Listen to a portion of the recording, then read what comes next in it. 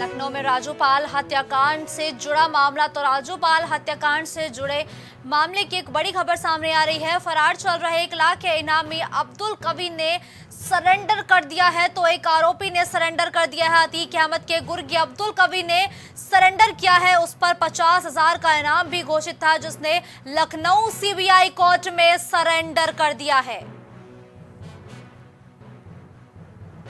बीते 18 साल से फरार चल रहा था अब्दुल कवी। तो 18 साल के बाद अब्दुल कवी ने लखनऊ की सीबीआई कोर्ट में सरेंडर कर लिया है। राजूपाल हत्याकांड से जुड़ी यह बड़ी अपडेट हम लगातार आप तक पहुंचा रहे हैं, जहां फरार चल रहे 1 लाख के इनामी अब्दुल कवी ने लखनऊ में सरेंडर कर दिया है। आपको बताते चले कि तकरीबन 18 साल से अब्दुल कवी फरार चल रहा था।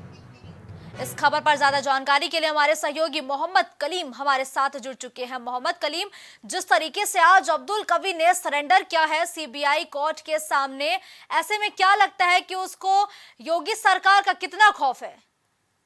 देखिए, जिस तरीके से उमेश पाल हत्याकांड हुआ था अभी फरवरी के महीने में, तो फरवरी में जिस तरीके से उमेश पाल हत्याकांड हुआ था, तो इसको लेकर जिस तरीके से इनकाउंटर हुए हैं, इनकाउंटर के दौरान अतीक और अशरफ को भी जब साबरमती और बरेली जेल से प्रयागराज लाया गया, तो कहीं ना कहीं उसके अंदर एक डर भी देखा जा रहा था। उस डर को लेकर के आज उसने लखनऊ की सीबीआई कोर्ट में सरेंडर किया है, क्योंकि ये जो अब्दुल कवी है, इसने 25 जनवरी 2005 में प्रयागराज के धूमनगंज थाने के जो विधायक थे, बीएसपी एमएलए राजूपाल, उनकी दिन दहाड़े हत्या की थी। हत्या करने के बाद से ये लगातार फरार चल रहा था। इसको लेकर के लगातार पुलिस भी कई जगह छापेमारी कर रही थी, लेकिन ये पुलिस के हाथ नहीं आया था।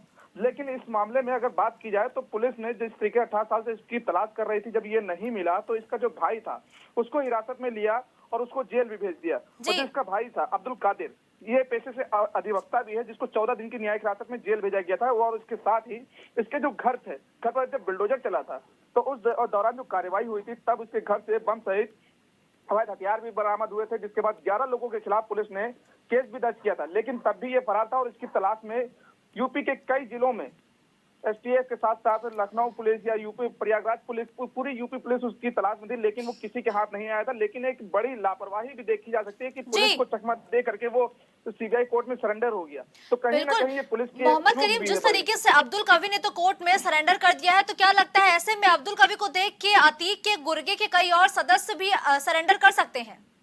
देखिए, ये साफ कहा जा सकता है कि जिस तरीके से ये डर है, तो डर कहीं ना कहीं देखा जा रहा है गुर्गों में, क्योंकि जिस तरीके से घटना दिन दहाड़े हुई है उमेश पाल वाली, तो उमेश पाल से जिस तरीके से बदमाशों के अंदर भी एक भय हुआ है, इनकाउंटर हुए हैं। इनकाउंटर के साथ साथ जिस तरीके से कई जगह छापेमारी भी हुई, फिर चाहे मेरठ से पकड़ के लाया गया हो या फिर छत्तीसगढ़ हो या फिर एमपी हो, जहां से भी बदमाश पकड़े गए हैं, उनके अंदर कहीं ना कहीं इस तरीके का डर भी साफ देखा गया। तो कहीं ना कहीं जो और भी इनके गुर्गे हैं, वो भी जल्द ही सरेंडर कर सकते हैं, ऐसा अनुमान लगाया जा रहा है। बिल्कुल, धन्यवाद मोहम्मद कलीम इस खबर पर हमारे साथ जुड़ते हुए दर्शकों तक तमाम जानकारी पहुंचाने के लिए।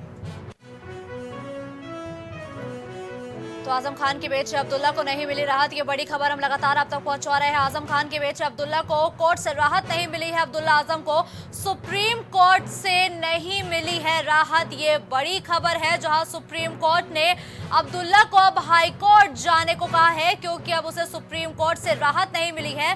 सुप्रीम कोर्ट ने हाई कोर्ट को निर्देश भी दिया है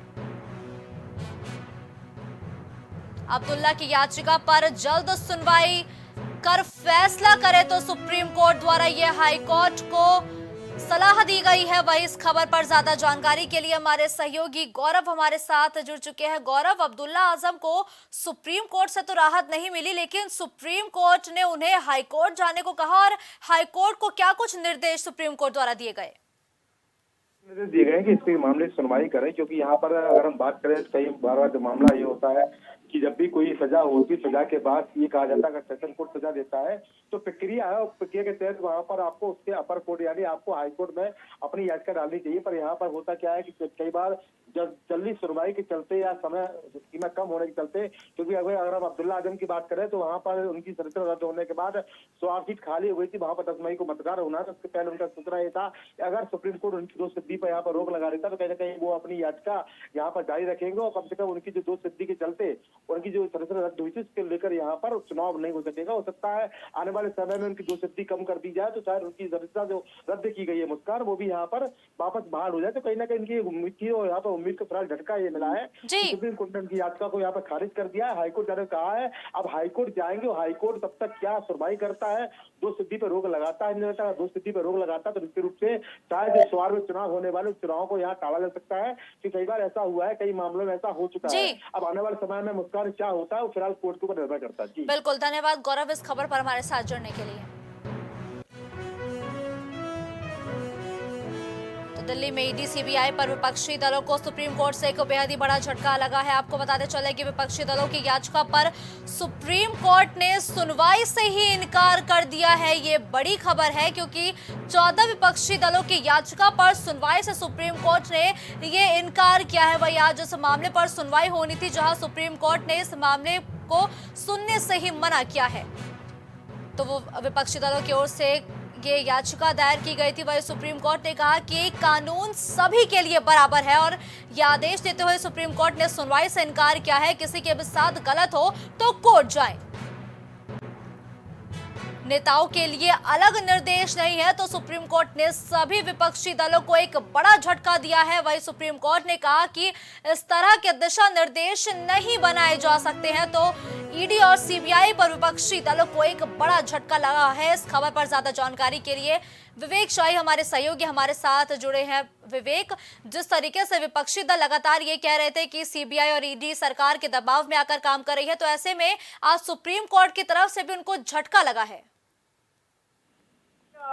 कांग्रेस समेत कुल 14 राजनीतिक दल जो है वो मोदी सरकार के खिलाफ जो है सुप्रीम कोर्ट में अपील किया था कि जिस प्रकार से 2014 के बाद से लगातार केंद्र जो है वो सरकारी जो एजेंसियां है, चाहे वो ईडी मान लीजिए या वो सीबीआई मान लीजिए, एससीबी मान लीजिए, इन सबका दुरुपयोग जो है वो कर रही है और विपक्षी नेताओं पर लगातार जो है वो इन सबसे वार कर रही है और विपक्ष का मुंह बंद कर रही है। आज सुप्रीम कोर्ट में याचिका दायर की थी, बाकायदा इस पर सुनवाई होनी थी, लेकिन सुप्रीम कोर्ट ने बड़ा झटका देते हुए इन सभी राजनीतिक दलों को सुनवाई से ही इनकार कर दिया है। वहीं सुप्रीम कोर्ट ने ये कहा है कि कानून सभी के लिए बराबर है, चाहे वो आम नागरिक हो या फिर कोई राजनेता हो। अगर किसी के भी साथ गलत हो रहा है तो वो बाकायदा न्यायालय में जाए और न्यायिक प्रक्रिया का सामना करे। बिल्कुल विवेक, जिस तरीके से आज सुप्रीम कोर्ट ने एक बड़ा झटका दिया है, तो अब ऐसे में विपक्षी दलों का आगे क्या कुछ उनका रोड मैप होगा कि वो आगे किस तरीके से अब इस मुद्दे को उठाएंगे? देखिए, आने वाले समय में 10 से 11 महीने बचे हैं लोकसभा चुनाव के लिए। उसके पहले आम आदमी पार्टी, रालोद, टीएमसी और कुल 14 राजनीतिक दल जो है इस प्रकार से सुप्रीम कोर्ट गए थे ताकि एक मुद्दा बनाया जा सके केंद्र सरकार के खिलाफ। कांग्रेस की इसमें प्रमुखता रही है क्योंकि राहुल गांधी का जब से मामला प्रकाश में आया है, कांग्रेस लगातार जो है हमलावर हो रही है और सभी प्रदेशों में प्रेस कॉन्फ्रेंस भी कर रही है। तो पूरे सूत्रधार कांग्रेस थी, सभी दलों को साथ लेकर वो सुप्रीम कोर्ट गए थे, लेकिन वहां दाल नहीं गल पाई थी। सुप्रीम कोर्ट ने जब से इनकार किया है, विपक्षी दलों ने अपनी याचिका भी वापस ले ली। अब आगे क्या रणनीति विपक्षी दल बनाता है ये देखने वाली बात होगी, क्योंकि 10 महीने से 11 महीने का समय जो लोकसभा चुनाव के लिए और कांग्रेस जो है पुरजोर कोशिश कर रही है। ये एक ऐसा मुद्दा था जिससे सभी विपक्षी दलों को साथ लेकर सुप्रीम कोर्ट गए थे ताकि आने वाले समय में जो वो कांग्रेस प्रमुखता से मोदी सरकार का विरोध करती है, केंद्र सरकार को घेरते हुआ है। अब समय बताएगा कि आने वाले समय वो कितने लोग को साथ लेके इस पर प्रतिकार करते हैं। बिल्कुल, धन्यवाद विवेक इस खबर पर हमारे साथ जुड़ने के लिए। कुछ भाव पुष्प। आप देख रहे हैं प्राइम टीवी। राजनीति से जुड़ी हर एक खबर पर होगी हमारी नजर। न कोई शोर शराबा, न कोई एजेंडा, जिम्मेदारों से करते हैं तीखे सवाल। जनता के मुद्दों का रखते हैं ख्याल हम।